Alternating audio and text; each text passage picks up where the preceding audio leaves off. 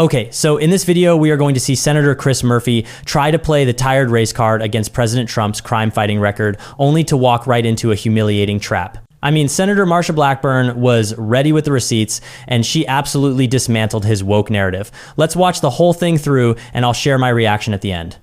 To proceed to calendar 136, H.R. 4016. Without objection. Thank you, Mr. President. It is really hard to believe that we are nearly at the end of the year, and that is the end of the year since we started this session of Congress and also of President Trump's second term in office. And in that time, there is so much that we have done to get this country back on track and to begin to undo the damage that was inflicted on so many Americans by the Biden administration. We could take a look at the economy, because under the Biden administration, inflation reached its highest point in over 4 decades. Far-left regulations killed jobs, and it held industry back. And our trade deficit exploded. Now, in Tennessee, that hurt our farmers and our manufacturers. Today, the U.S. economy is on the path to being stronger than ever before, thanks to the president's pro-growth agenda. Trillions of dollars in new investments, the largest tax cut in history. All of that came about through the big, beautiful bill. Inflation is down 69%, 67%. Jobless claims are beginning to come down, and the most recent data shows that the U.S. economy is growing at an annual rate of 3.8%. Now, that's the fastest pace in nearly 2 years. At the same time, President Trump and his administration have completely reversed the Biden policies and failures at the southern border. For 4 years, President Biden claimed that there was nothing that he could do, nothing at all, to stop more than 10 million illegal aliens from entering our country, including tens of thousands of convicted criminals. At one point, the daily average of border encounters topped 15,000. And across the country, Americans suffered the tragic consequences, including rampant migrant crime. Today, our border is secure thanks to President Trump's strong enforcement of the rule of law. Last month, there were just under 8,000 Border Patrol apprehensions at the southwest border, 95% lower than the monthly average under President Biden. And unlike the Biden administration, President Trump is turning these lawbreakers away instead of welcoming them with taxpayer-funded benefits. For the 6th straight month, there were 0 parole releases into our country. By comparison, in October of 24 alone, Biden released more than 10,000 illegal aliens into the country. President Trump and Republicans are also working to undo the damage done by President Biden's 2-tiered justice system. Under his watch, the Justice Department and the FBI were rotten to the core, targeting anyone who stood up to the deep state. They raided Mar-a-Lago, indicted President Trump on baseless charges, and weaponized America's top law enforcement agency against conservatives, parents, and people of faith. Through Jack Smith's Arctic Frost probe, this abuse of power reached the halls of Congress, surveilling lawmakers over our political beliefs. The American people want one tier of justice, equal justice for all. That's why President Trump and Republicans are fighting for full accountability for those who weaponized our government. We must ensure that this abuse of power never, ever happens again. Under the president's leadership, our federal law enforcement agencies are focused on their core purpose, enforcing the rule of law and fighting crime. Now, when we talk about fighting crime in Tennessee, we look at Memphis. Last year, the city recorded the highest crime rate in the country, and for years, Memphians have demanded action to address the crime crisis. Now, President Trump is delivering it with the Memphis Safe Task Force. By coordinating efforts between more than a dozen federal and state agencies, including the Memphis Police Department, Tennessee National Guard, FBI, Justice Department, U.S. Marshals, the task force is delivering incredible results. In just over a month of operations, authorities have made more than 2,800 arrests, including 164 warrant arrests for aggravated assault, 185 for domestic violence, 83 for narcotics, 34 for robbery, 22 for sexual assault, 25 for homicide. The task force has also located more than 110 missing children. In many ways, the Memphis Safe Task Force is serving as a national model for President Trump's broader mission to reduce violent crime across the country. That is why I am asking unanimous consent that the Senate proceed to the consideration of S-Res 505, which is at the desk. Further, that the resolution be agreed to, the preamble be agreed to, and the motions to reconsider be considered made and laid upon the table with no intervening action or debate.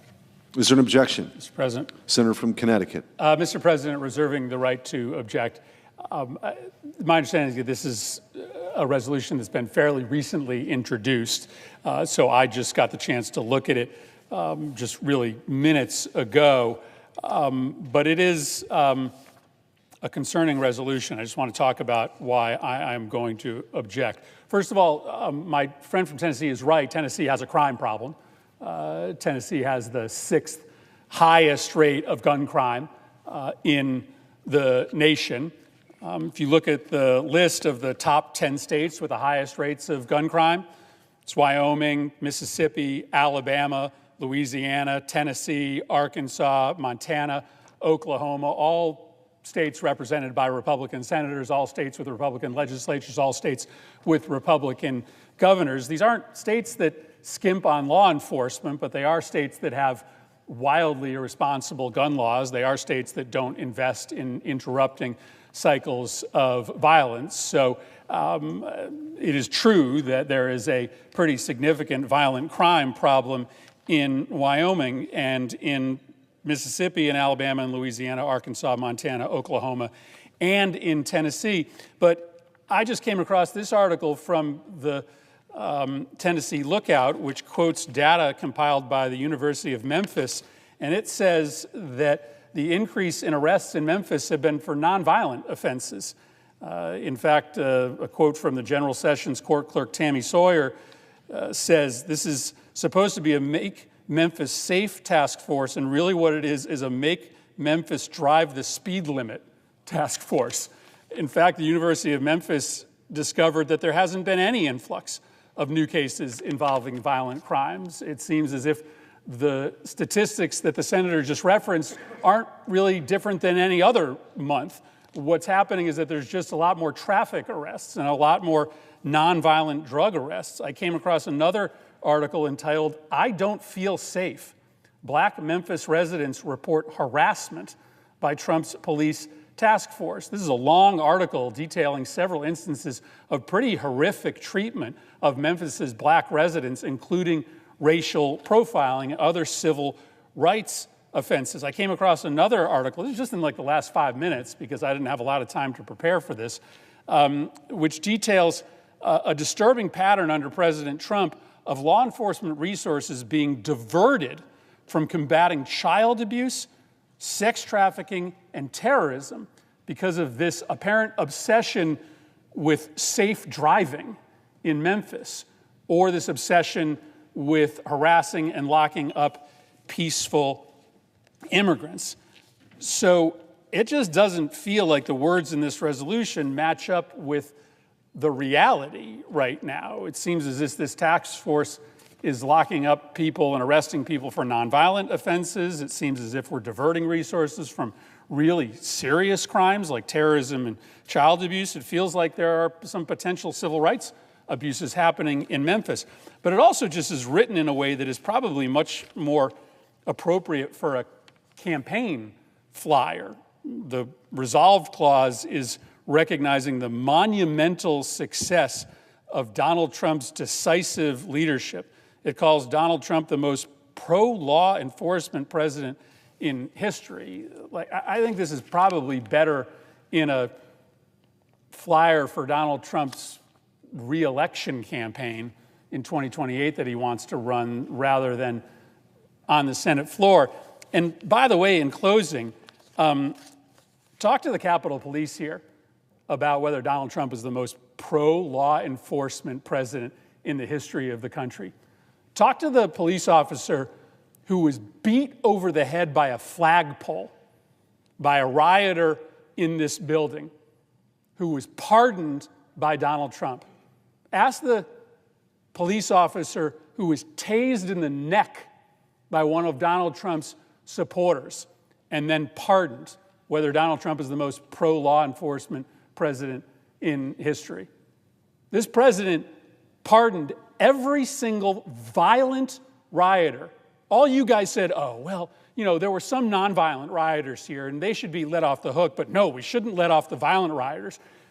Donald Trump pardoned every single violent rioter, rioters who viciously beat Capitol Police officers. And all of my Republican friends just looked the other way and said, well, if Donald Trump thinks that that's okay, then so be it.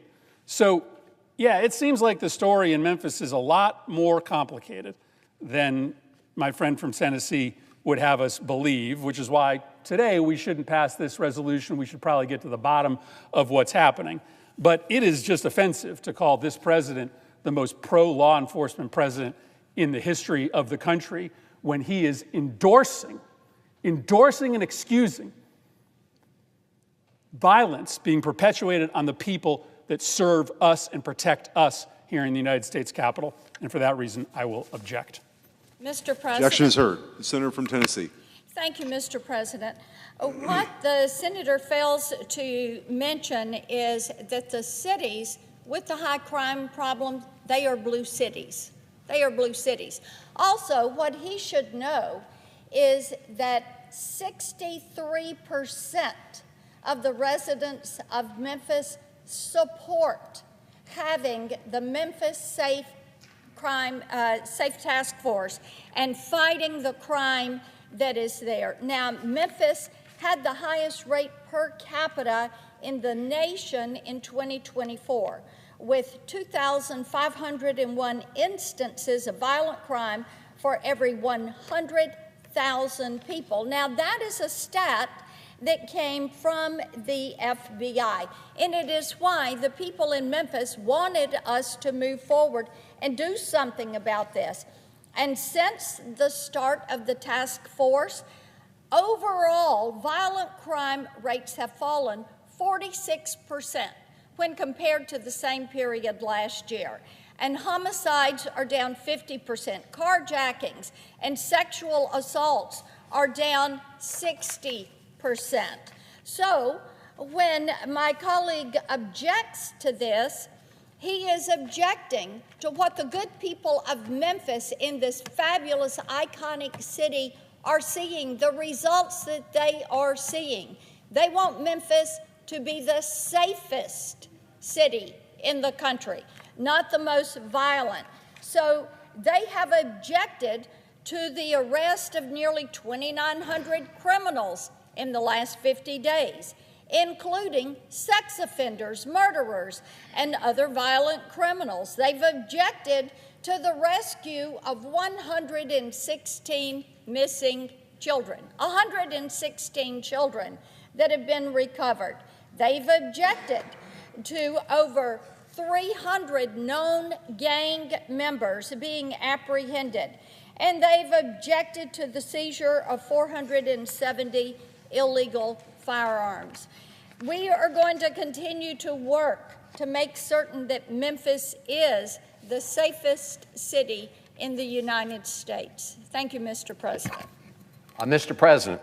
The absolute arrogance oozing off Chris Murphy there. You sit there watching this guy, a white senator from Connecticut of all places, lecturing the people of Memphis about what they need. It's the classic liberal elite mindset, isn't it? He thinks he knows better than the people actually living in the war zone. It's unbelievable to watch someone be that out of touch and still think they hold the moral high ground. And look, let's be real. He went straight for the race card. Of course he did. It's the only move they have left in the playbook at this point. He's standing there claiming that arresting criminals is somehow racist or harassment. It's gaslighting, pure and simple. He's trying to tell us that the bad guys are the actual victims here and that enforcing the law is the crime. It's just exhausting to listen to. But did you catch that bit about the speed limit? I honestly, I had to rewind that part because I couldn't believe he actually said it with a straight face. He called a task force that arrested 25 murderers a drive the speed limit task force. I mean, are you kidding me? Since when is homicide a moving violation? It shows you how desperate he is to downplay the violence just to attack Trump. It's kind of sickening, really. He's looking at a list of domestic abusers, 185 of them arrested, by the way, and he's calling the police harassers for taking them off the streets. He is literally siding with wife beaters over the women they're beating just to score a political point. That's the hill he chose to die on, defending domestic abusers. And then inevitably, when he realizes he's losing the argument on the facts, what does he do? He pivots to January 6th. I mean, give it a rest, man. Memphis is bleeding right now. Homicides are down 50% thanks to this task force. And he wants to talk about flagpoles from years ago. It's pathetic deflection because he knows he has zero defense for his own party's failures in these cities. He even had the nerve to call the resolution a campaign flyer. You know why he says that? Because the results are so good, they sound like a campaign ad. Saving lives shouldn't be political, but for Democrats like Murphy, if Trump does it, it must be bad. He's basically admitting that Trump's success is a threat to the Democrat power grab. But then, oh man, then Marsha Blackburn stood up and just absolutely dropped the hammer. That 63% statistic, that was the end of Murphy's career right there. 63% of Memphis residents support the task force. That's the ball game. You could almost see the color drain out of his face when she said that. It completely destroys his entire white savior narrative. He's standing there pretending to defend the black community in Memphis while the actual community is begging for these arrests.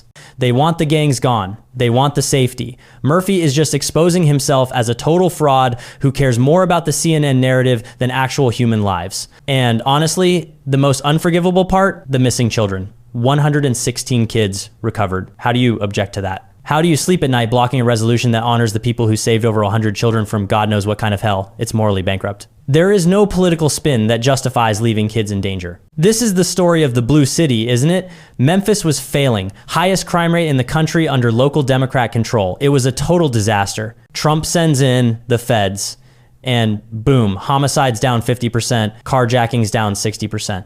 That is what terrifies Murphy. He's seeing conservative policy fix what liberal policy destroyed, and he can't handle it. It really shows you their priorities. They would rather let crime skyrocket, let gangs run the streets, and let children stay missing just so they don't have to give Donald Trump a win. It's sabotage. They are sabotaging their own cities to protect their ego. It's hard to watch, honestly, because real people suffer for this stupidity.